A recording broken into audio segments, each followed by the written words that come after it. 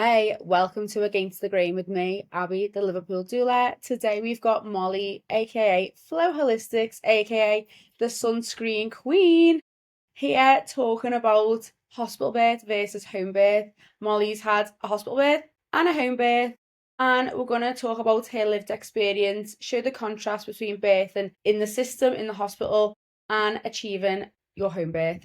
So we're going to talk all about honesty, sovereignty, healing, trust in the body, and we're going to talk about how it affected her emotionally, spiritually, mentally, and maybe some advice on how women can achieve their home birth. So we're going to start with asking her to go over her hospital experience first. What kinds of stands out when you look back? How did the environment affect everything? And what kinds of interventions and pressures did you come up against birthing inside the system? So I was only 19 when I gave birth to my first child in the hospital. And I remember I hadn't really looked much into anything. I wasn't scared either. I definitely didn't have any of the conditionings of labour's really scary. I was really confident about it. I was just saying to all my friends and family, I'm just going to breathe the baby out. And I'd got a little book. And again, I was 19, so I didn't have any friends to ask or kind of. But they couldn't put the trauma on you Yeah, either. yeah, exactly. So I was really quite I was looking forward to it, and I thought I'm gonna smash this. I really did. I didn't have any bad preconceptions. I thought I'm just gonna do it and do it well. I remember asking my mum if I could have a home birth. I was living with her at the time, and she was like, absolutely not, the mess. Just not the mess. Nothing to do with it's dangerous. No, she not. Surprisingly not actually. My mum was quite kind of welcoming to that, and all my family were quite oh, you don't need an epidural, do what you can. I think as well because we've got family members who had a C-section and there was a few complications and stuff. It was always drummed into me, just try and do everything as natural as you can, Mum. So anyway, I wake up and this was 6 o'clock in the morning. I woke up and I knew I was in labour. Funnily enough, I actually had a scan booked for that day for 2 o'clock in the afternoon because they said the baby was measuring small. Okay. So I woke up and I was in labour. I wanted to go back to sleep, so I went back to sleep. I had the thing in my head that I didn't want to be tired for labour. So yeah, I went back to sleep. I had a really big nap. Woke up about 12. I was still in labour. I got the bus down to the hospital. Hello? Well, with my partner at the time, right. And there was these kids playing music on the bus, and I remember turning around and going mad, turn it off. When I think about it now, I'm like, why was I ever in labour on a bus? So get down to the hospital, and they do the scan, and they're like, right, the baby's measuring really small. He's £5.3. Okay. He stopped growing at 34 weeks, and we need to get him out sooner rather. So you were 40 weeks at this point? I was 40 plus 4 at this point. And had this been mentioned previously? They did keep saying your bump is measuring really small. But I was really small. I've got You're a small frame, and I was 19, and I had hyperemesis. Okay, yeah. The whole way through. I put on I think not even a stone when I was pregnant. I do that on a weekend. Yeah. Well, to think I put on 4 stone with Mollie. Yeah, the difference. Is wild. Yeah. Okay, yeah. So I was literally just all baby. So anyway, they was we need to get him out sooner rather than later. I was I know the baby is coming today. I know I'm in labour. So I went to the little ward, I put my TENS machine on. I think they gave me some codeine or paracetamol or something. Bearing in mind, obviously I was just going to take whatever they was offering. And I was doing all right. And then I went down for something to eat. The contractions got a lot stronger, and I was right, I couldn't even finish the food. It was a bit I feel you feel very vulnerable. I already felt vulnerable. I was 19 having a baby, but in the hospital, I just remember walking around the hospital because that's what I thought I should be doing. Is that instinctually walking? Well, I don't know if that was instinctually. I know I was originally going off to walk to get some food. But as well, remember, when you're first brought into the hospital, if you go in straight into hospital before you're ready to deliver the baby or before you're 6 centimetres, whenever they tell you to go in, you're put on at the antenatal wards with 6 other women that are you just don't feel comfortable. Do you know what I mean? So I was on a little walk, and then I knew when I was on the walk, I was I've got to go back. Went back, tried to eat the sandwich I just brought, and I couldn't. And I think it was quite overwhelming for me. And I was kind of like left to my own devices when I was on this like ward, which some people say that's great. But did you feel like you wanted more? I think I needed comforting? more comforting, yeah. Yeah. And then I remember my mum ringing me and being like, I'm gonna come down, Molly. Did you want me to bring you a colouring book? Oh. And I was like, I'm not colouring.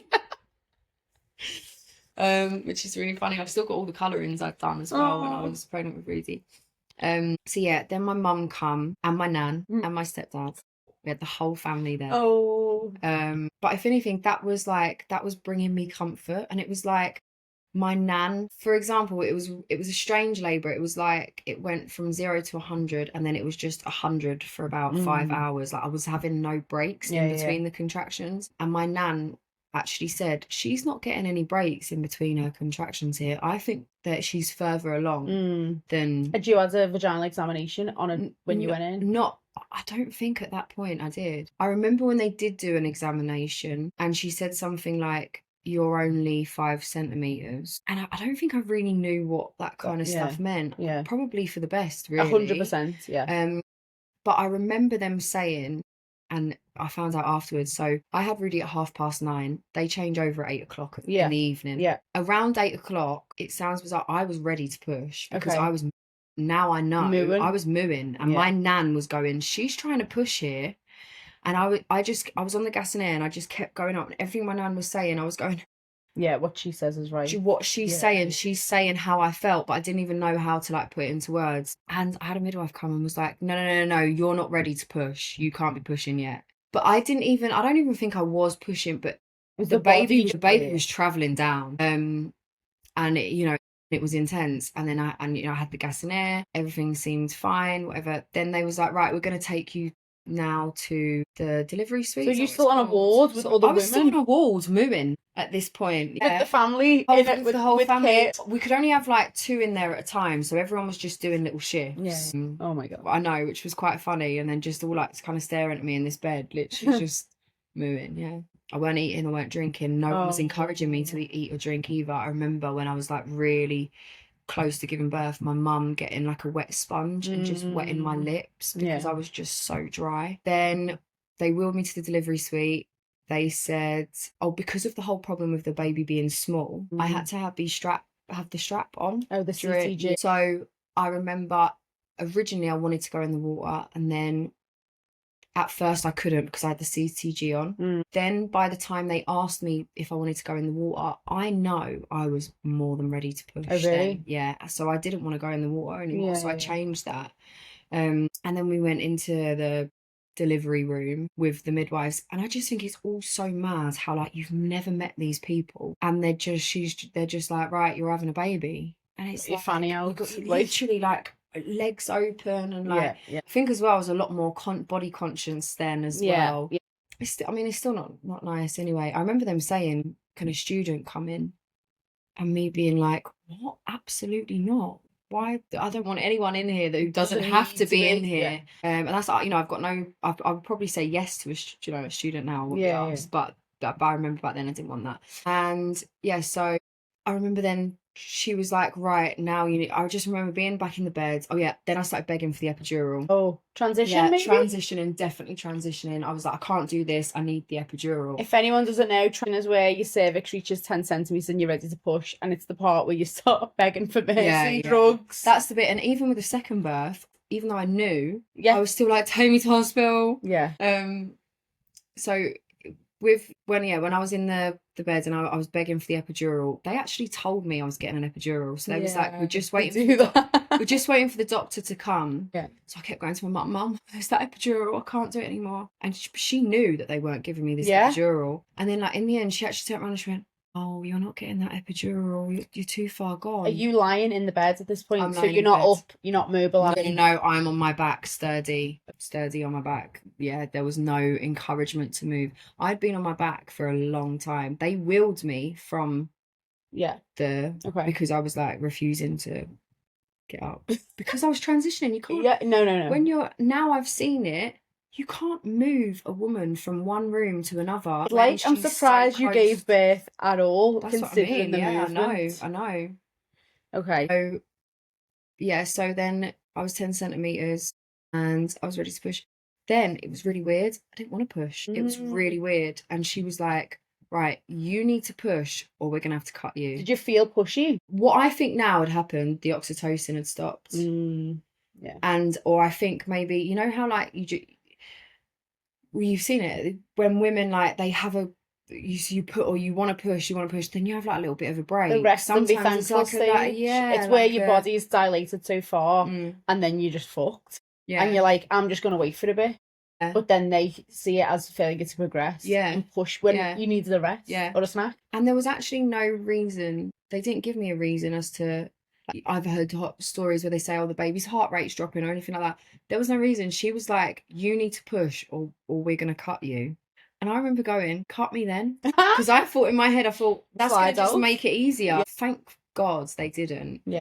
And then I remember just them, everyone, push, push, push. And I was like, I'm trying. With legs in stirrups. Legs in stirrups, yeah. Wow. With like, they disappear at the end of the bed. Oh, so your butt's like hanging off a little bit. Yeah.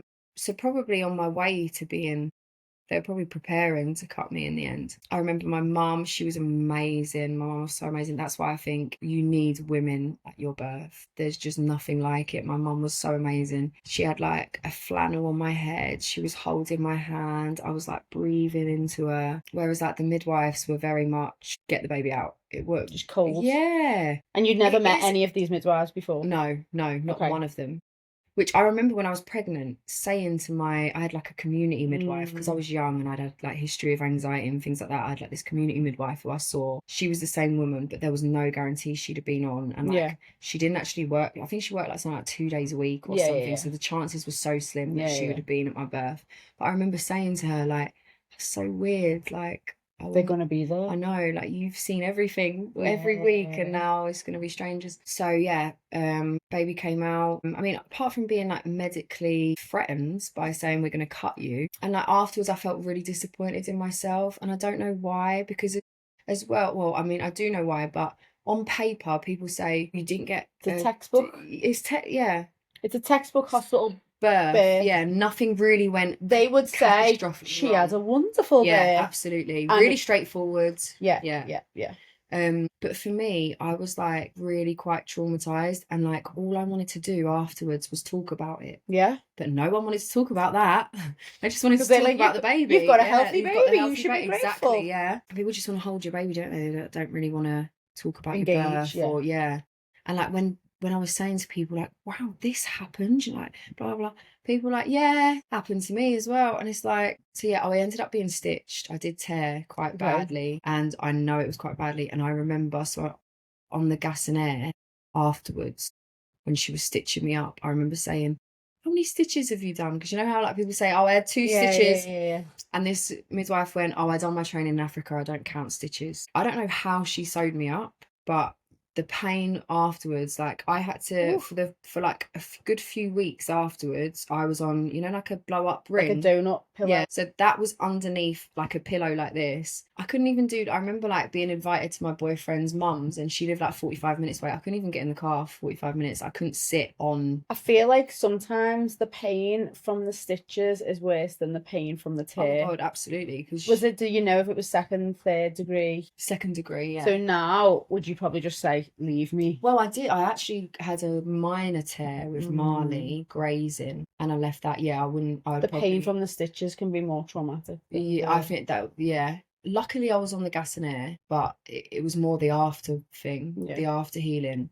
It was like my first 3 weeks. I just remember just being in the house, and that's lovely, and that's what people want to do. But it was the fact that I couldn't just get in the car and go to somewhere, or I couldn't do something, or even like sitting on the sofa was like really uncomfortable. I remember taking loads of arnica though at the time. Someone said, again, weren't really on natural, but someone suggested arnica and like witch hazel and stuff like that.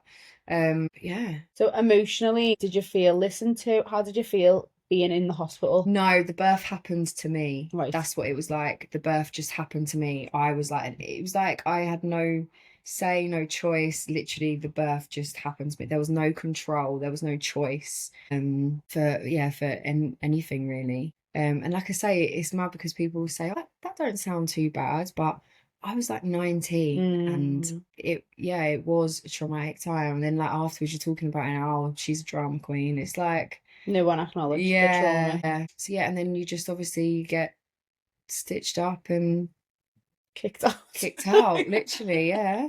Fast forward, what, 6 years to get Yeah, pregnant so with Mollie? 6 years later I had Mollie.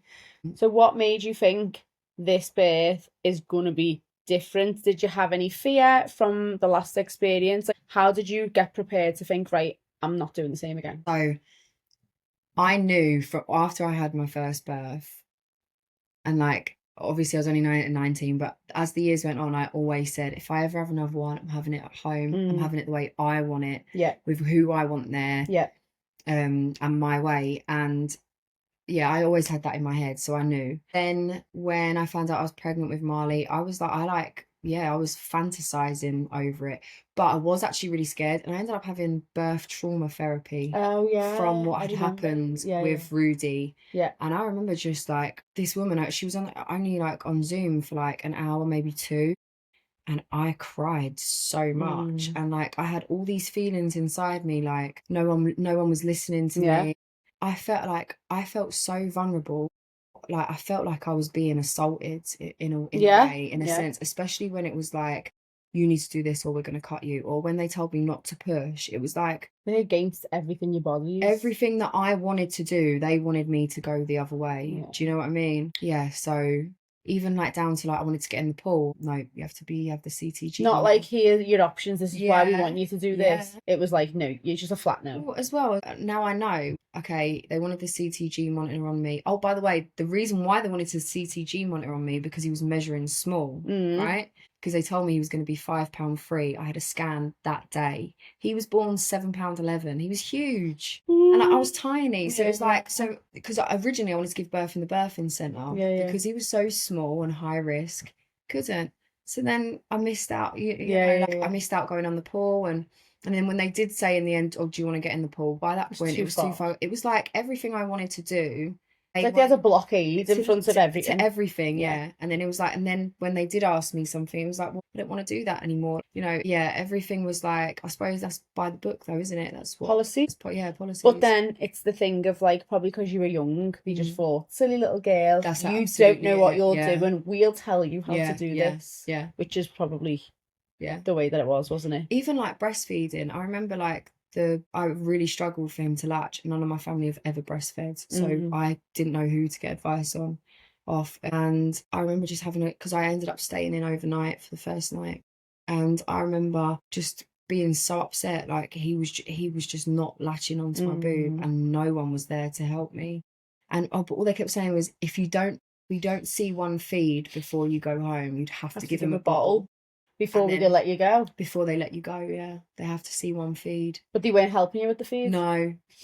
Luckily, that midwife that I'd had, the community midwife for my pregnancy, she ended up coming in the next day, later in the day, and she like got someone from the breastfeeding team round to me. But I mean, that was still a massive struggle. I ended up like combi feeding because of that. And I ended up getting him off the bottles in the end. But again, it was just like no support.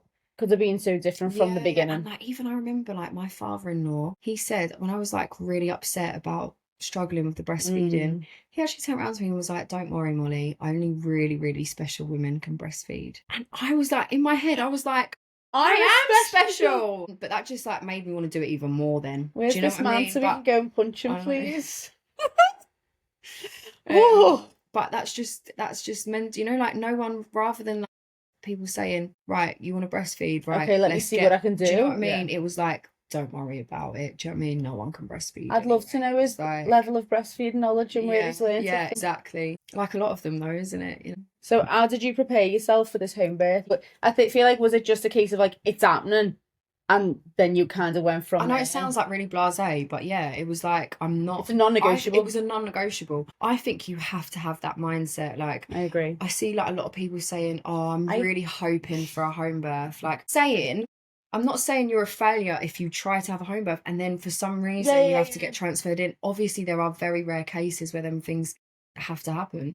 But if you say this is happening, it's more likely to happen. Yeah. I used to even say, I'm going to give birth, I'm going to wake up in labour, like I did with Rudy, and I did as well. I woke up and I was in labour because my worst thing was I didn't want to go into labour in the night time. Oh, and then try and sleep. And then be tired. Yeah. So you've got a phobia of being tired. Literally. I wanted to wake up with rested, yes, and then go through the labour, yes, and that's what I did with both of them as well. Yeah, I ended up doing that with Mollie. I even like imagined what room I was going to have her in. I actually really thought I was going to have her in the bed because I didn't want to get in the pool with Rudy. I didn't know how I was going to feel with my home birth. I think a lot of women think I will want the pool, and then some women really don't like it. But I left it a little while. My partner kept going, do you want me to set up the pool now? Do you want me to set up the pool now? And then my thing was like, well, if he sets up the pool now and then it goes cold, then you've got to do that. So I was just like really, really holding off for the pool as well.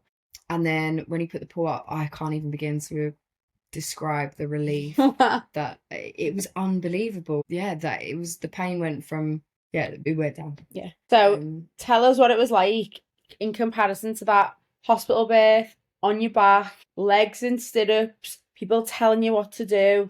What was it like having, and we'll just do a little shout out to Cheryl. Of the Liverpool Homebirth team. She was great. She was amazing, and she was so respectful from the early days.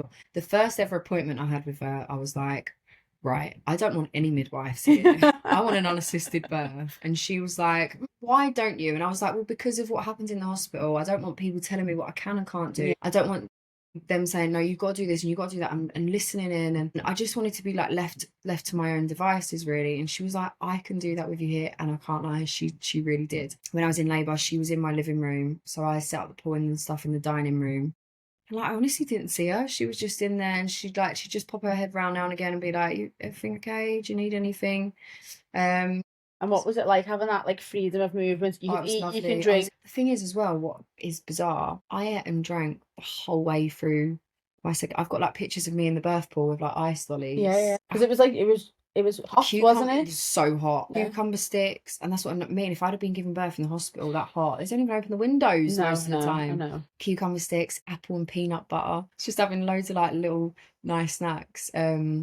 The whole way through, there's a drink. I had a fan blowing on me. Don't get that in the hospital. No, exactly. The dog was there. Do you know what I mean? I had my music on. What was the energy like compared, and how did you feel? Like, it was like I wasn't having a baby because it was just relaxed. It was just so relaxed. It was just like the daytime in my home. Only Cheryl was there, and she weren't really there. And it was just me and my partner, and I was just in the pool, and it was really weird. Like I said with Rudy's labour, it was like one long contraction. Now, when I think that was quite traumatic, where definitely you were just like not panicking because you knew what was happening, but if you're in that much pain, you've got to be producing some kind of like adrenaline, to get to be constant. I think with Rudy, it was the gas and air that kind of saved me in a sense of like, if I didn't have that, I'd have ended up probably with a C-section or something. That was the only thing that was keeping me in my own world, in my own bubble. Whereas when you're at home and you're in your own environment, you're naturally in your own bubble, you're naturally in your own world. And it was so much more relaxed. Obviously I could ask for anything I wanted at any time, even peeing on your own toilet. That's what I mean. Like the thing in the hospital, when you go in the bathroom in the hospital, they've got the lights on the sensors. So if you're a woman in labour trying to get oxytocin, and then there's like this big bright bathroom light. I had all the affirmations all up, I had fairy lights around, I had all the music that I wanted. And Liam could like go out and phone people but still be near with me. And as well, you say about the toilet, there was like a time where I wanted to like speed things up a bit, and I was just in the pool squatting for so long, and like I was aching a little bit. And Cheryl was like, why don't you go and sit on the toilet for a bit? You know, you can take gas and air with you. So I went and sat on the toilet. And like, even that was just such a dream. I was just like, it was so weird that I just had everything at my home, and I didn't feel panicked at all. I mean, I was only like 15 minutes down the road from the women's, but it didn't feel like a scary experience. Whereas the other ones, like my flashbacks from Rudy's birth, and I would say flashbacks because that's what they were like. They were panicked, bright lights, in a rush. Mollie, you need to do this now. You need to do that. Like, I was being treated like a child. And then, but my memories from Marley's birth, even when Rudy come out in the hospital birth, I remember him coming out, and my first words were, "Fuck, did that come out of me?" And I didn't feel that love. Was it like a little bit of a dissociation? Absolutely. And do you think you've probably dissociated a little bit to cope with people being Probably. And I can't lie, I think I looked at Rudy and I was like, "You just caused me all of that." And that sounds mental, but I don't feel bad saying that at all, because I've made so much peace with the situations and what my experiences and what I went through. But with Mollie, it was like, all my memories from that day are really nice ones, apart from when I was transitioning and saying, "Can you take me to the hospital?" But even they knew, and like my partner as well, he was like, "Mollie, you know you're not going to the hospital. You're fine. The baby's really close." Like, the baby's head was coming out. At this point, I'm asking to transfer me to the hospital. Asking for a section? For a C-section, or to cut me. I was like, "I know you want to die." I actually said to her, "I know you can do something." And they were just like looking at each other like, But yeah, but that didn't last very long either, like that transition period either. So yeah, and my flashbacks with Mollie were lovely, and like I remember when she come out and like still had the comb in the hands. Yeah, I still had the comb in the hands, but I just remember like looking, there was just so much love, and I cried, and like I sobbed. I was like, and how was the healing compared to the hospital birth? Oh my to God, the home birth? amazing. So I gave birth to her in the pool. She come out in the pool, and then because I wanted to keep the placenta, I had to get out of the pool. So what I was going to say as well, did Rudy at the first birth get delayed cord clamping? No, nothing like that. Absolutely nothing like that. And I wasn't even asked about the placenta injection either. They literally said, "Right, we're going to give you the injection now, and that's going to get the placenta." I didn't even know I then had to give birth to a placenta after. I mean, people might think you should have done a few more antenatal courses, girl. But then you think, if you've been given a midwife because you're young, you'd think she would every week. You'd think she'd say, "By the way, Moll, there might be a second thing that's going to come out." As well as like, they're all like well and good doing every test under the sun, and blood test and this test, and getting you scared for this, and strep B test and this test, and it's like, but they didn't actually prepare me for what birth entails. Yeah. So with Mollie, did you just wait until the cord was white? Yeah, we waited for white, and it was funny. Again, it's like, obviously the injections are not needed. Literally, it was like, "Right, do you want to get out the pool now?" I stepped over the pool, and from the pool to the sofa, like the placenta just went. It's like a big blob of liver. But it just literally just came out. I didn't even have to like push it out. It just, I think obviously gravity. Just let it come out. Yeah, and the oxytocin. Because I just had this baby, and I was like, they were carrying the placenta over to the sofa, and it wasn't messy at all, by the way. Literally shower sheet. And the midwives cleaned just everything. And then after Mollie, they checked and they said, "You've got a small graze." I said, "I'm going to leave it." And my healing was fine, literally fine. Oh, as well with Rudy, so with the tear, right, this is going to be a bit TMI, but with the tear, obviously I was so sore down there. I didn't poo for 10 days. I was too scared to poo. I'm not surprised. So every time I went to poo, the pain was just like too much, so I didn't do it. So then when he was 10 days old, I had to leave the baby at home, go down on the bus again. Went down to the hospital on the bus, get a taxi. I know, literally, next time I will. And when I got there, they give me like a suppository. I got the bus home. By the time I was like ready to come off the bus, I was like, "Oh, I need to go. And it was just like, and then it obviously all involuntary just kind of come out when I got to the toilet. But so top tip, make sure you get the bleeding done. But I think that was to do with the stitches. Definitely. After I had Mollie, that was obviously another worry. I was thinking, "Oh my God, I'm not going to get scared to poo again." No, I didn't get that at all. No. And I remember with Rudy, I think every day for at least 2 weeks, every wee I went for, I'd have to have a jug and pour. I'd done that for like 1 day with Mollie, and it was like the healing's like night and day. As well, I don't know if this was because obviously I had the placenta with Mollie as well. So I had a placenta smoothie after giving birth, and then I had the capsules. There was hardly like any blood bleeding afterwards. It was like a very clean labour. Because I bled really badly with Rudy as well in my labour. In the labour before he was born? No, it was. But I think because it was rushed, him coming out and me on my back, and it was like push. Whereas that with Mollie, the blood vessels. I think so, yeah. Whereas with Marley, like, you know, in the videos where like the water's red, Yeah. the water weren't red. It was just literally just so clean. Everything was You could clean. still see, wasn't it like, didn't you post a picture? Yeah, and you could still you could see like still your see fanny. through the water. Who was Exactly. Liam like, get that off? So yeah, so it was just such a different experience, the different healing. And like I got really bad postnatal depression with Rudy. Especially in like them early days where it was like, oh my God, I was trying to heal at the same time as trying to have a baby and breastfeed and this and that. And I think that's what's so important about having a good birth. Everyone says, oh, as long as the baby's all right.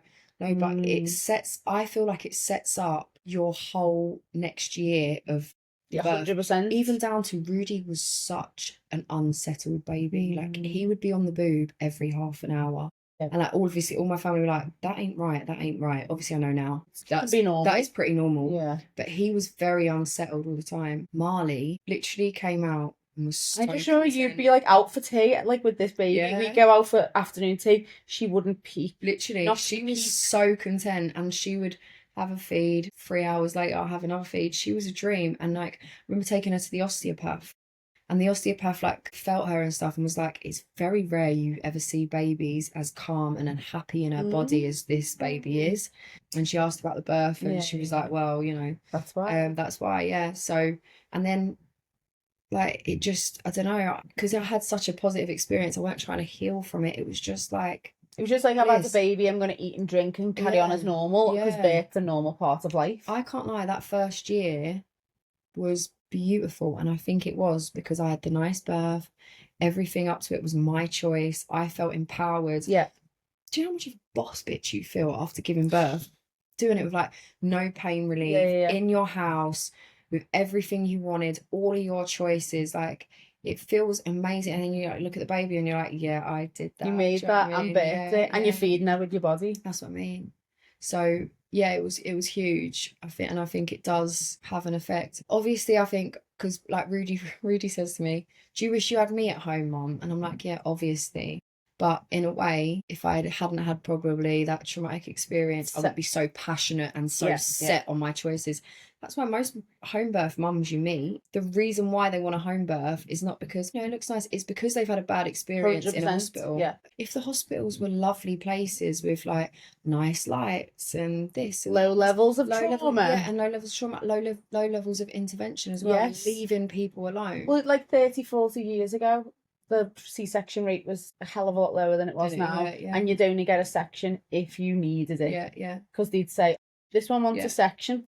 Now people have sections if they feel like because they feel like it. I remember like growing up and watching a program actually of like too posh to push. Yeah. People. But then I'm like, what? So you would rather have your stomach cut open? But I don't think if people watched a video of a cesarean section and they saw the layers and they knew about the microbiome and the risks to the baby, but the hospital give you the form only when you're about to have the section, that gives consent. No one really knows. If you had to describe the biggest differences in one sentence, what would you say between a hospital birth and a home birth? Peace and war. No, because it was chaotic. Yeah, chaotic. The hospital birth was really chaotic. Yeah. I don't know, the home birth just felt so natural. Do you think how women birth shapes them how they are as mothers? Absolutely, yeah, absolutely. I think knowing you've got that control, having that control over the birth, it's just so empowering. Yeah. And what would you say to someone who